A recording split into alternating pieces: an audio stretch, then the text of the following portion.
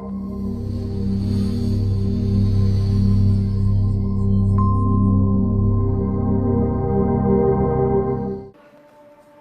one,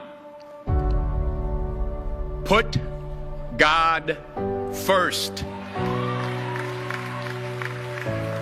Put God first in everything you do. Everything that you think you see in me, everything that I've accomplished, everything that you think I have, and I have a few things, everything that I have is by the grace of God. Understand that. It's a gift. 40 years ago, March 27th, 1975, it was 40 years ago, just this past March, I was flunking out of college. I had a 1.7 grade point average. I hope none of you can relate. I had a 1.7 grade point average. I was sitting in my mother's beauty shop. They still call it beauty shops now? What they call it now? Yeah, I was sitting in the beauty parlor. I was sitting in my mother's beauty parlor, and I'm looking in the mirror, and I see behind me this woman under the dryer.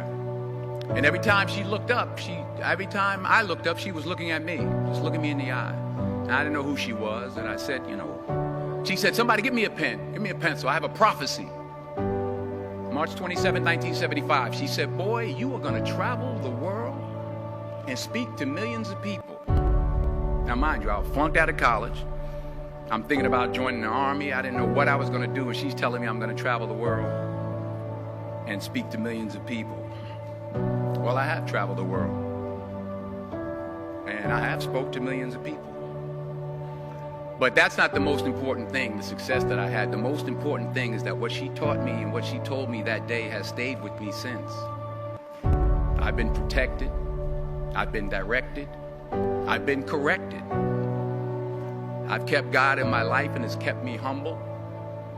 I didn't always stick with him, but he always stuck with me. So stick with him in everything you do. If you think you want to do what you think I've done, then do what I've done and stick with God. Number two, fail big. That's right. Fail big. Today's the beginning of the rest of your life, and it can be very frightening. It's a new world out there. It's a mean world out there, and you only live once. So do what you feel passionate about. Take chances professionally. Don't be afraid to fail. There's an old IQ test, was 9 dots, and you had to draw 5 lines with a pencil within these 9 dots without lifting the pencil. The only way to do it was to go outside the box. So don't be afraid to go outside the box. Don't be afraid to think outside the box. Don't be afraid to fail big, to dream big. But remember, dreams without goals are just dreams, and they ultimately fuel disappointment. So have dreams, but have goals. Life goals, yearly goals, monthly goals, daily goals. I try to give myself a goal every day. Sometimes it's just to not curse somebody out. Simple goals, but have goals. And understand that to achieve these goals, you must apply discipline and consistency. In order to achieve your goals, you must apply discipline, which you have already done, and consistency every day, not just on Tuesday and miss a few days.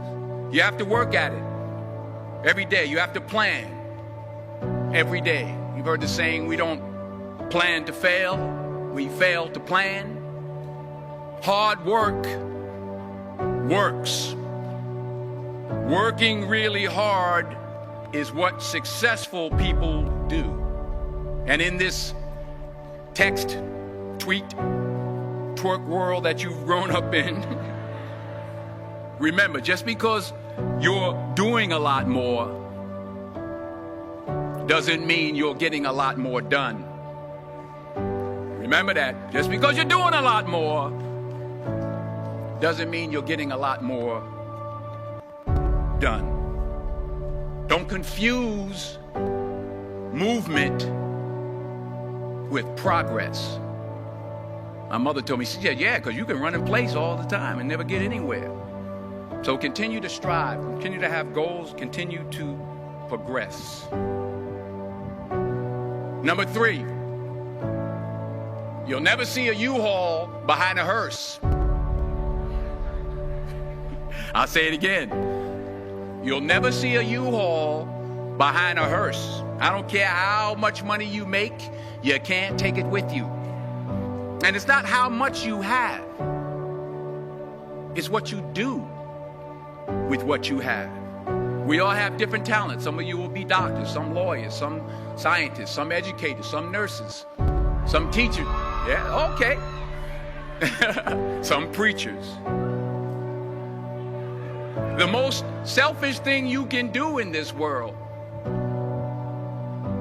is help someone else. Why is it selfish? Because the gratification, the goodness that comes to you, the good feeling that I get from helping others, nothing's better than that. Not jewelry, not big house I have, not the cars, but it's the joy. That's where the joy is, in helping others. That's where the success is. Finally, I pray that you put your slippers way under the bed tonight, so that when you wake up in the morning, you have to get on your knees to reach them. And while you're down there, say thank you for grace. Thank you for mercy. Thank you for understanding. Thank you for wisdom. Thank you for parents. Thank you for love. Thank you for kindness. Thank you for humility. Thank you for peace. Thank you for prosperity. Say thank you in advance for what's already yours. That's how I live my life. That's why I am. One of the reasons why I am today.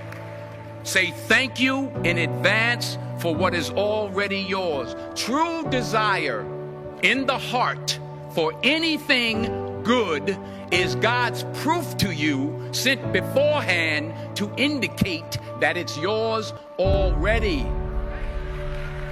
I'll say it again.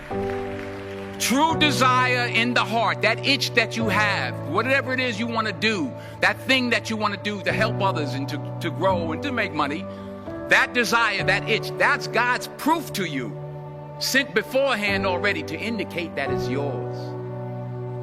And anything you want good, you can have. So claim it. Work hard to get it. When you get it, reach back. Pull someone else up. Each one, teach one. Don't just aspire to make a living. Aspire to make a difference.